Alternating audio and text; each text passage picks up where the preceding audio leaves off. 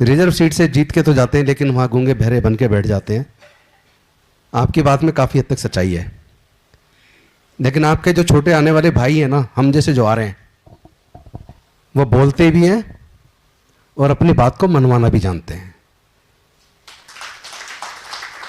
अभी परसों और कल भी, परसों भी प्रोग्राम था, कल हमने अपने यहाँ बंगले पे हमारे जितने भी महापुरुष हैं सबकी हम जयंती मनाते हैं, शहादत दिवस मनाते हैं।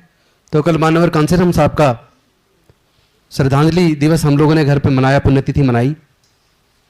नाना करते करते भी, चूंकि कोविड में रूल रेगुलेशंस हैं, फिर भी 200 लोग आ गए। तो एक मीडिया चैनल वाले ने पूछा, आप इतना खुल के बोलते हो, क्या आपको डर नहीं लगता कि आपका चैनल, आपका टिकट कट जाएगा, आपकी कुर्सी चली जाएगी, आप मारे जाओगे?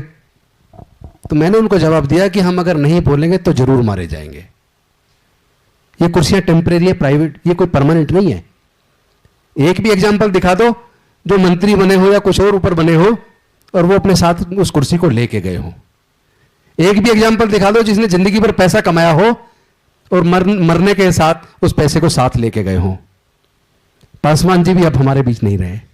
1990 में उनकी भी तुत्ती बोलती थी। मैं उस घर में दीपक जलाने चला हूं जहां सदियों से अंधेरा है।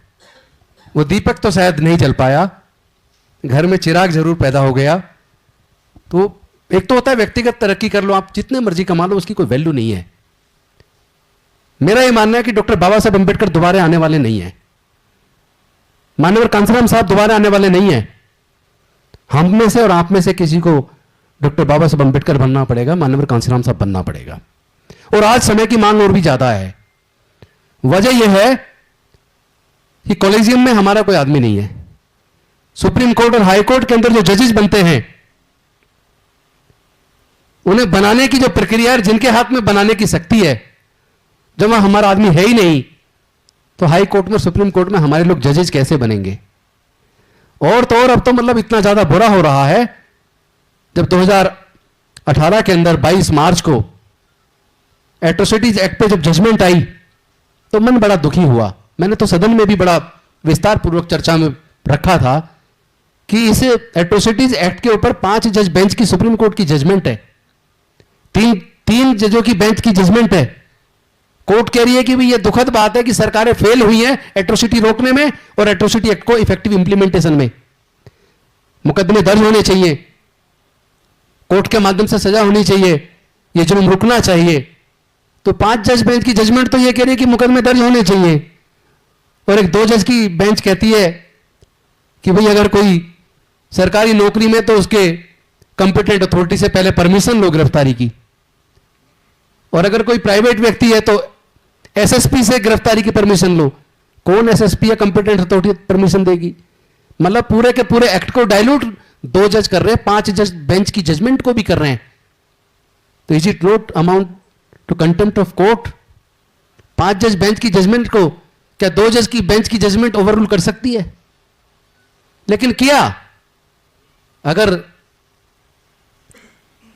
अगर 2 अप्रैल को पूरे समाज के लोग एकजुट होकर आंदोलन ना करते, उन आंदोलनकारियों में मुझे लगता है समाज के सब लोग शामिल हुए, सबने एकजुटता दिखाई, तो हम लोग उसको रोल बैक करवा पाए। 200 पॉइंट रोस्टर वाले मुद्दे पर सब लोग एकजुट हुए, सबने मिलकर संघर्ष किया, तो हम लोग उसको भी रोल बैक करवा पाए। इससे एक तो बात साफ निकलती है कि हम चाहे किसी भी पॉलिटिकल पार्टी में हो, क्या हम लोग कॉमन मुद्दों पर एकजुट होकर अपने समाज की लड़ाई को नहीं लड़ सकते? क्या हम अपनी पार्टियों में बैठ के भी अपने समाज की न्याय की आवाज को नहीं उठा सकते? कोई कहता जी टिकट काट देंगे, भाई किस किस का काटेंगे? जिसको भी टिकट दें उसी को न्याय की आवाज को उठाना चाहिए। जब हर कोई जो भी आएगा वही बोलेगा, तो मुझे नहीं लगता फिर किसी को टिकट कटने की चिंता होनी चाहिए। तो इसलिए मैंने उस टीवी चैनल वाले को कहा था जो ये कह रहा था कि बोलोगे तो आप खत्म हो जाओगे, आपका टिकट कट जाएगा, आपको हटा दिया जाएगा। तो मैंने कहा था कि अगर नहीं बोलेंगे तो फिर किसी भी लायक नहीं रहेंगे, पूरा समाज थूकेगा हमारे ऊपर। क्योंकि हम लोग, जो लोग आज मंत्री बने बैठे हैं या कोई सांसद या एमएलए बना बैठा है, तो वो ये बात भूल जाए कि वो अपनी ताकत से बन के आया है, वो भूल जाए कि वो अपनी काबिलियत से बन के आया है। अगर ये रिजर्वेशन ना होता तो एमपी एमएलए मंत्री बनने तो दूर की बात है, कोई गांव का प्रधान ना बनने दे। दिल्ली के अंदर दिल्ली बार काउंसिल है, जिसमें हम लोग रजिस्ट्रेशन कराते हैं वकील बनने से पहले, फिर वकालत का लाइसेंस मिलता है। भानु प्रताप जी मेरे मित्र हैं और हम लोग शुरू से संघर्ष में साथ रहे। समता सैनिक दल में हमने बाबा साहेब की सेना में वर्दी पहन के काम किया। मानवर कांसीराम साहब के साथ वॉल राइटिंग की रात रात कहां कहां नहीं घूमे।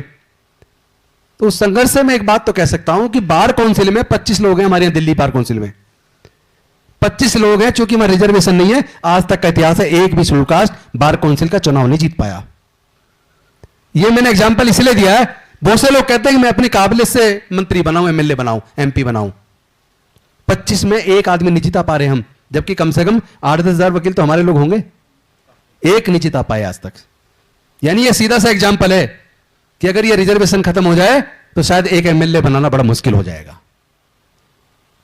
इसलिए हम लोग को समझना चाहिए कि we are representing to the society in the assembly और इन द लोकसभा, और वहां हम रिप्रेजेंट करने की बजाय हमारे समाज के हक और अधिकारों का कत्ल होता रहे, या वहां संसद में ऐसे विधेयक पास हो जाएं, ऐसे बिल पास हो जाएं जो हमारे समाज का नुकसान करते हों, और हमारे चुने हुए प्रतिनिधि वहां सांसद बन के चुप बैठे रहें, ऐसे बने रहने से तो मर जाना बेहतर है। ऐसे मंत्री बनने का कोई फायदा नहीं कि आप उसी कैबिनेट में हो और उसी कैबिनेट के अंदर प्रस्ताव आया, कैबिनेट में आपके हक अधिकार को खत्म करके प्रस्ताव पास कर दिया, तो फिर आप उस कैबिनेट में कर क्या रहे हो? क्या आपको अपने, चूंकि आप रिप्रेजेंट कर रहे हो, आप रिजर्व सीट से जीत के आए हो, यह आपका मोरल दायित्व भी है, सामाजिक दायित्व भी है, कॉन्स्टिट्यूशनल ड्यूटी भी है कि आप अपने समाज के हक और अधिकार की बात को मजबूती से रखो। तो चूंकि सब लोग काफी मेरे ख्याल से लंबे समय से बैठे, मैं नहीं चाहूंगा कि मैं लंबा भाषण दूं, मुझे वैसे ही उन्होंने कहा 2 मिनट आपको दे रहे हैं, तो मैं अपनी बात को छोटा करता हूं एक निवेदन के साथ। हम लोग मान्यवर साहब से बचपन से सुनते आए, हम 85% हैं, हम हुक्मरान हमें बनना चाहिए। हम 85 की बात करते रहे पर कभी 85 बन नहीं पाए। हमारे 85 में से लोग उस 15 के साथ जाके खड़े हो जाते हैं, वो 15 वाला 85 हो जाता है, हम 15 रह जाते हैं और वो बुरे कर्म करके फिर जीत जाता है। चुनाव के टाइम पे वो कोई धर्म की कोई चिंगारी छेड़ेंगे या कोई बॉर्डर पे कोई चिंगारी छेड़ेंगे और हमारे पूरे वोट को लूट के ले जाएंगे। मुझे लगता है हमें अपने लोगों को जागरूक करना चाहिए, और हम अगर कहीं लैकिंग कर रहे हैं, कहीं नुकसान हो रहा है, तो इसलिए हो रहा है हम शायद कोई कैडर कैंप स्थापित ना कर पाए।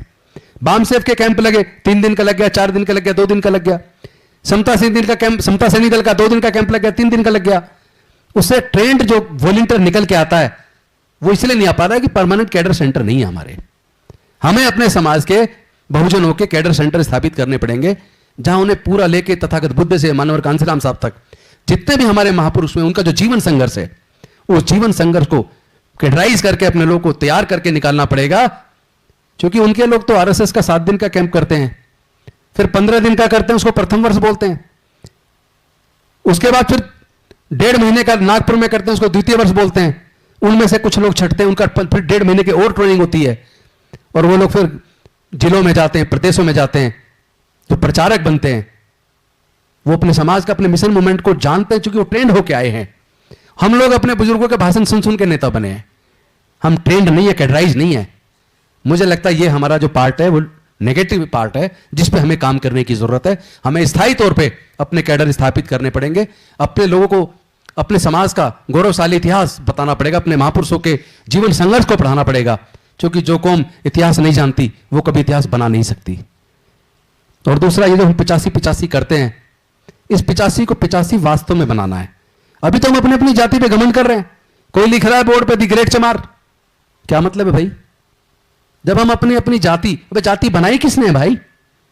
जिसने जानबूझ के चतुराई से हमें छोटी छोटी जातियों में बांट के हजारों वर्षों से हमारे ऊपर शासन किया है, उसने जाति बनाई।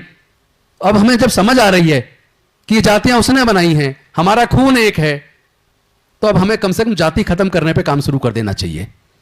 हमें आपस में रोटी बेटी करना चाहिए। जब हम अपने अंदर की जातिवाद को खत्म करेंगे, रोटी बेटी का रिश्ता करेंगे, फिर धीरे धीरे बहुजन बनेगा, तब 85 होगा। और जिस दिन हम 85 हो गए, उस दिन हमें किसी से लड़ने की जरूरत नहीं है। अपने हक अधिकार के लिए किसी को लाठी चलाने की जरूरत नहीं है। डॉक्टर बाबा साहेब अंबेडकर जी से सीख लेनी चाहिए।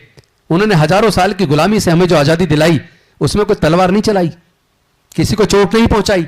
उन्होंने अपनी विद्वता से, अपनी कलम से, अपनी काबिलियत से, अपनी योग्यता से अंग्रेजों को कन्विंस करके हमारे समाज के हक अधिकार